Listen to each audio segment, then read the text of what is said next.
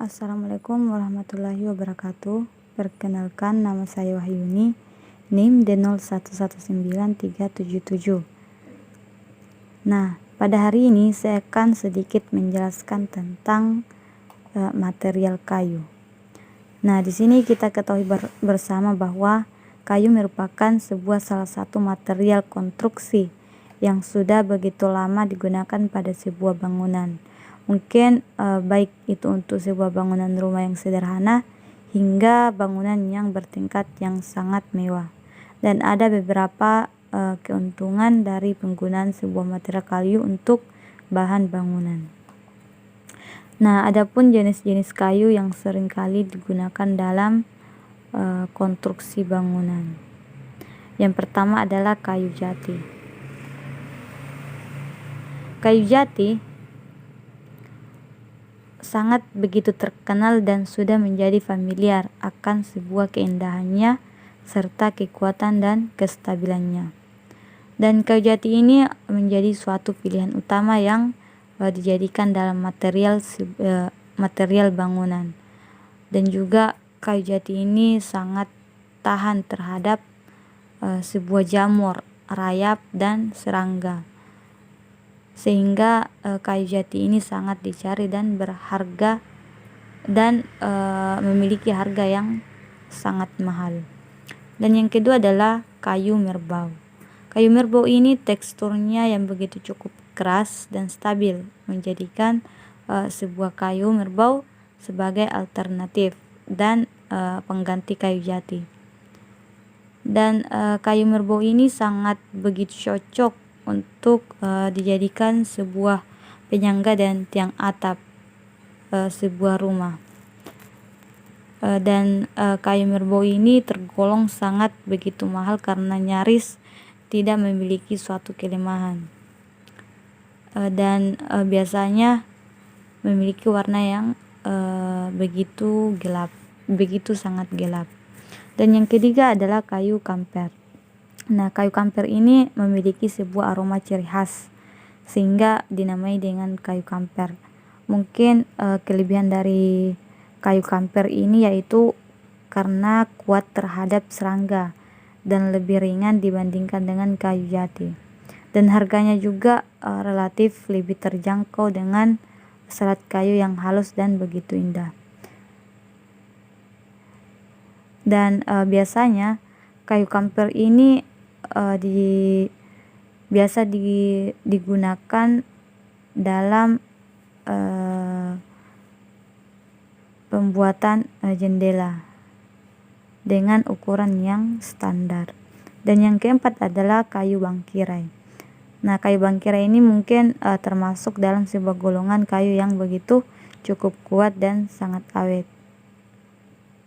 Dan kayu ini sering digunakan sebagai suatu material konstruksi yang begitu berat seperti atap. Dan kayu bangkirai ini juga tahan terhadap suatu cuaca, sehingga sangat begitu cocok digunakan pada area eksterior. Dan yang kelima adalah kayu kelapa. Nah, kayu kelapa ini bisa digunakan sampai berumur 60 tahun ke atas. Dan kayu kelapa ini biasanya dijadikan sebagai balok dan sebagai tiang penyangga sebuah atap rumah. Dan yang keenam adalah kayu meranti merah. Nah, kayu meranti merah ini mungkin terbagi menjadi beberapa kategori, yaitu kayu meranti merah tua dan meranti merah muda. Namun sebenarnya keduanya sama-sama saja dan juga bagus untuk dijadikan sebagai material sebuah bangunan. Dan kayu ini begitu peka terhadap suatu cuaca, sehingga kurang bagus digunakan untuk di luar ruangan atau juga bisa dikatakan eksterior.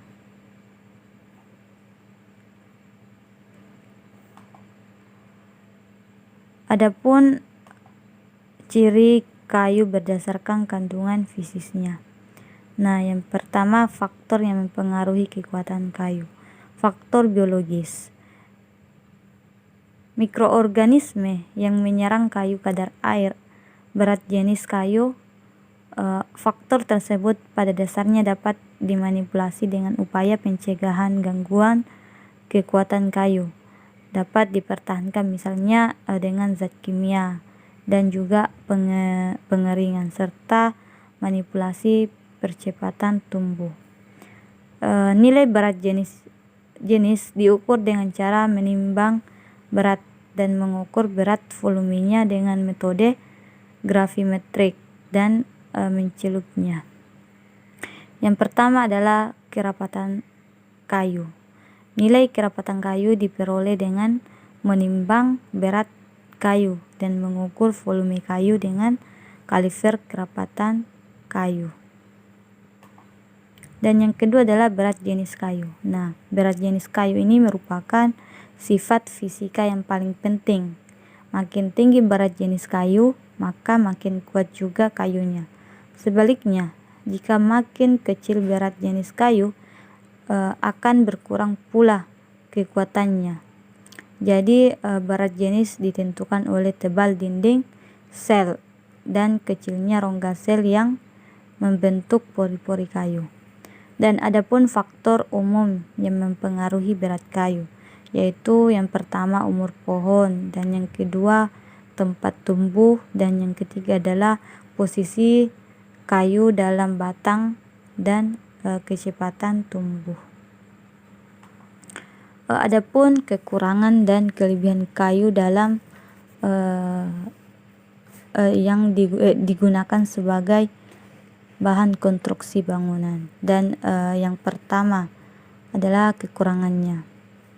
Jadi kekurangan kayu itu karena bersifat kurang homogen, kemudian mudah terpengaruh oleh iklim, dan terdapat cacat bawaan dan cacat alam seperti mata kayu dan pecah-pecah.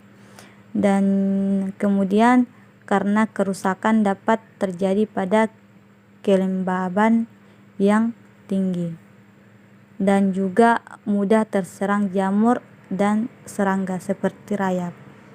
Dan yang kemudian adalah tidak tahan api, sehingga kayu mudah terbakar, apalagi kalau dalam kondisi kering.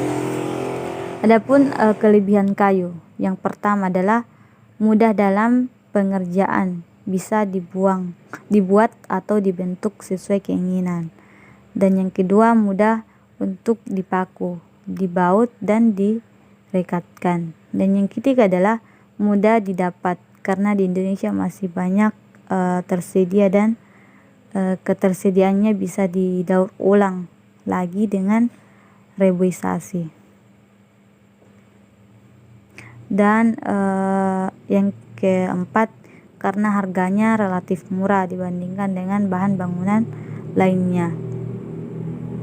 Dan juga yang kelima adalah kekuatan kayu cukup tinggi dan ringan.